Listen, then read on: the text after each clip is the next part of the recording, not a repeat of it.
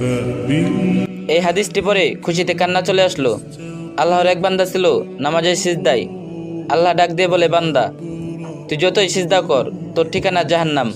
কথাটি শুনে বান্দাটি বলতে লাগলো, আলহামদুলিল্লাহ। আল্লাহ বললেন, এই বান্দা, জাহান্নামের কথা শুনে কেউ আলহামদুলিল্লাহ কয়?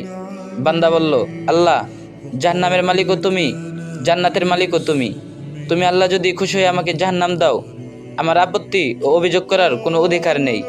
আল্লাহ বলছেন, বান্দা তুই জাহান্নামে গেলে পড়ে যাবি, তোর কষ্ট হবে। বান্দা বলে, কষ্ট শুধু আমারও হবে না, আপনারও হবে। আল্লাহ বলেন, তুই পড়বি জাহান্নামে, আমার কষ্ট হবে কেমনে?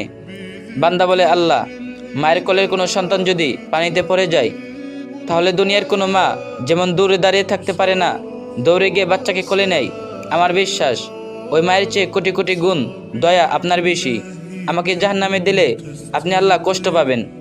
আল্লাহ বলেন, বান্দা তুমি এই দলিল কই পাইলা? বান্দা বলে, আল্লাহ, আমার জাতি পিতা ইব্রাহিম আলাইহিসসালাম তোমার প্রেম বুকে নিয়ে যখন নমরুদের চুলায় পুড়ে গেলেন, তখন তার আগেই আপনি বলে উঠলেন, হে আগুন, তুমি ইব্রাহিমের জন্য শীতল ও নিরাপদ হয়ে যাও। আমি ইব্রাহিম আলাইহিসসালামের মুসলিম সন্তান, আপনার প্রেমে নিবেদিত বান্দা। আপনি কি চান আমি জাহান্নামে জ্বলি আর আপনি নিশ্চুপ থাকুন?